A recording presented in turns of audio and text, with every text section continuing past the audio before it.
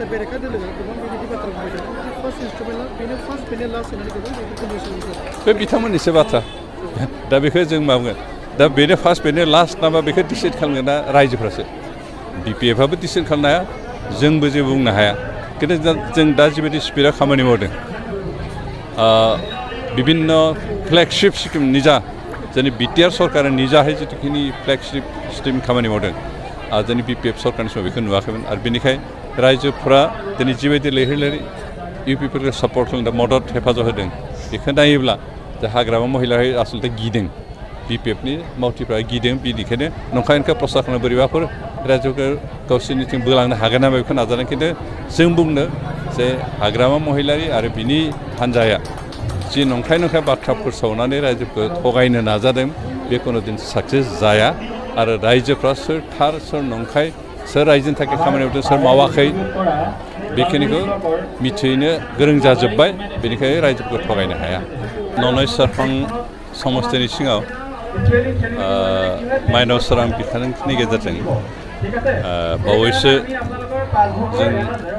UPPL आरो बिजेपिनि नेतृत्व जि सरकार बे सरकारा सिद्धान्त लानाय मथे 25,000 रांनि चेक होनाय जादों आरो दिनै 365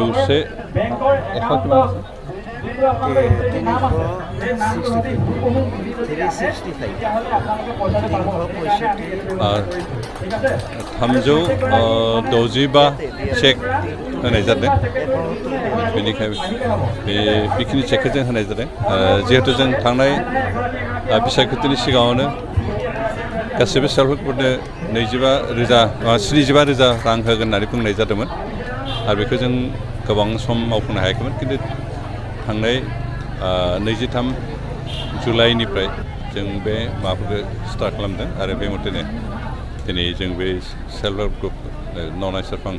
समस्तिनि सिङाव थानाय सेल्फ हेल्प ग्रुपनो बे चेकखौ होनाय जाबाय आरो आसा खालामदों रायजो बेखै जोंनि आइजोनि सेल्फ हेल्प ग्रुपनि आइजो सोद्रोमाफ्रा बेनि गेजेरजों गोबां खामानि मावनो हागोन आरो बेखै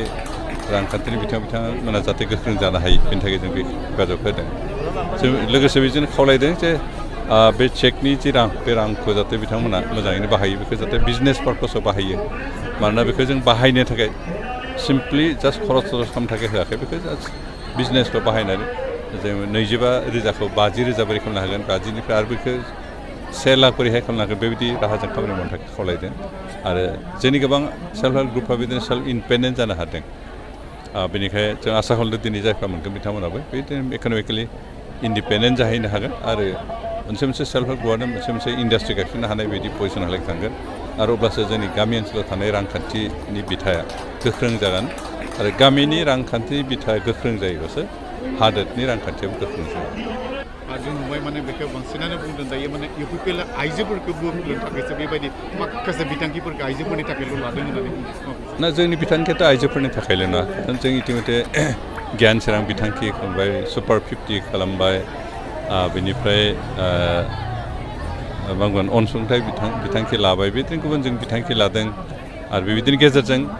आइजोफोरखौबो लादों आरो माबाफोरखौ हौवा मानसिफोरनि थाखायबो जोङो गोबां बिदि बिथांखि लादों बेखौ आइजोफोरनि बिथांखि हिसाबै नैबे माइनाव सोरां बिथांखिखौ लानाय जादों मानोना जों नुदों मानसिफ्रा उइमेन एम्पावारमेन्टनि थाखाय खामानि मावो खिन्थु बिथांमोना मात्र जोंनि आइजोफोरखौ राजखान्थिनि बिथिङावल'सो गोख्रों खालामनो नाजायो खिन्थु रांखान्थिनि बिथिङाव गोख्रों खालामनो नाजायो खिन्थु जों मोननैबो राजखान्थि आरो रांखान्थिबो मोननै बिथिङाव जाहाथे आइजोफ्रा इन्डिपेन्डेन्ट जानानै सोलिनो हायो बेनि थाखाय जों बे बिथांखिखौ लादों आरो बेनिखायनो जों आसा खालामदों जोंनि बिटिआर ओनसोलाव थानाय आइजोफ्रा गुबुन गुबुन हारि माहारिनि जेनेबा आइजोफोर थागोन बिथांमोना जाहाथे रांखान्थि आरो राजखान्थि बे मोननै बिथिङावबो सांग्रां जायो आरो हौवाफोर गैयाब्लाबो जोंनि ओनसोलखौ जोंनि हादोरखौ जौगानो थाखाय खामानि मावनो हायो बिनि थाखाय जों बिथांमोनखौ सांग्रां खालामनो नाजादों आरो आसा खालामदों जों थांखि लाना खामानि मावदों बेयो मोजां फिथाइ थायगोन अन्ततः जोंनि समाव नङाब्ला जोंनि फिसा फिसौफोरनि समाव आइजोफ्रा गोख्रोङैनो खामानि मावनानै समाजखौ सालायनो हानाय जाहैगोन बेखौ जों खावलायो जों दासिमहालागै बेखिनिखौनो लादों नेक्स्ट जों आरो बेबायदिनो गामि ओनसोलनि रांखान्थि बिथिं गोख्रों खालामनो थाखाय बे हाबाफारिखौ लागोन इतिमধ্যे जों गोबां सिन्था सरसा खालामदों बेखौ जों फाइनाल शेप होनो हाथ'वाखै आरो होयोबानो जों बेखौ बाहायगोन Sir, very good. Beberapa bathra bukan. First instrument lah, bini last ini juga itu condition sir. बे बिथांमोननि एसे बाथ्रा दा बेखौ जों मावगोन दा बेनो फार्स्ट बेनो लास्ट नामा बेखौ डिसाइड खालामगोन दा रायजोफ्रासो बिपिएफआबो डिसाइड खालामनो हाया जोंबो जेबो बुंनो हाया खिन्थु जों दा जिबायदि स्पिडआव खामानि मावदों বিভিন্ন फ्लेगशिप स्किम निजा जोंनि बिटिआर सरकारा निजाहै जिथुखिनि फ्लेगशिप स्किम खामानि मावदों आरो जोंनि बिपिएफ सरकारनि समाव बेखौ नुवाखैमोन आरो बेनिखाय रायजोफ्रा दिनै जिबायदि लैहोर लैहोर इउपिफोरखौ सापर्ट खालामदों मदद हेफाजाब होदों बेखौ नायोब्ला जे हाग्रामा महिलाया आसलथे गिदों बिपिएफनि मावथिफ्रा गिदों बेनिखायनो नंखायखौ प्रसार खालामनो बोरैबाफोर रायजोखौ गावसोरनिथिं बोलांनो हागोन नामा बेखौ नाजादों खिन्थु जों बुंनो जे हाग्रामा महिलारि आरो बिनि हान्जाया जि नंखाय बाथ्रा फोसावनानै रायजोखौ थगायनो नाजादों बे कोनो दिन साक्सेस जाया आरो रायजोफ्रा सोर थार सोर नंखाय सोर रायजोनि थाखाय खामानि मावदों सोर मावाखै बेखिनिखौ मिथिनो गोरों जाजोब्बाय बेनिखायनो रायजोफोरखौ थगायनो हाया ইয়াৰ পৰা লাভ কৰি ফালে দেখাম কেইজনে আছে আপোনালোক আমি 11 জন আছো আচ্ছা যিখিনি বাকি আছে আপোনালোকৰ মানে পাবলৈ আকৌ ছাৰকলে কি অনুৰোধ কৰে আৰু পাবলৈ হেতুৱে আমি ইনকাম কৰিম চালে তো ছাৰ নিজে দিব এনেকৈ তো কৈছে হেতুৱে আৰু ছয়পাত্ৰী আত্মসহায়ক গোট হয় আমাৰ সেলফ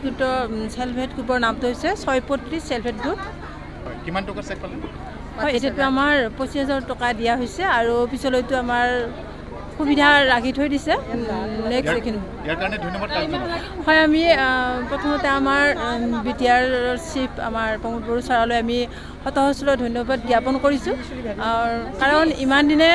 এনেকুৱা এটা হৈ উঠা নাছিল মহিলাসকলক বহুত স্বাৱলম্বী হ'বৰ কাৰণে তেখেতৰ যিটো প্ৰচেষ্টা যে যিহেতুকে আমি এই অঞ্চলত বিটিআৰ অঞ্চলত মহিলাসকলৰ আমি অৰ্থনৈতিকভাৱে দুৰ্বল আমি আশা কৰি 25,000 টকা বা 75,000 টকাৰে আমি কিবা মানে কি সংস্থাপনৰ কাৰণে কিবা এটা বাছি ল'ব পাৰিম এইটো আশা কৰিছোঁ আৰু আমি আশা কৰিছোঁ এনেকৈ আমাক চিফ ছাৰে ভৱিষ্যতলৈ দিব আৰু আমি মহিলাসকল তেখেতে আগবঢ়াই নিব আমি স্বাৱলম্বী হ'ব পাৰিম আৰু নিজকে মানে এজন মানে সুস্থ সমাজৰ এজন সুস্থ মহিলা বা স্বাৱলম্বী মহিলা বুলি আমি নিজক পৰিচয় দিব পাৰিম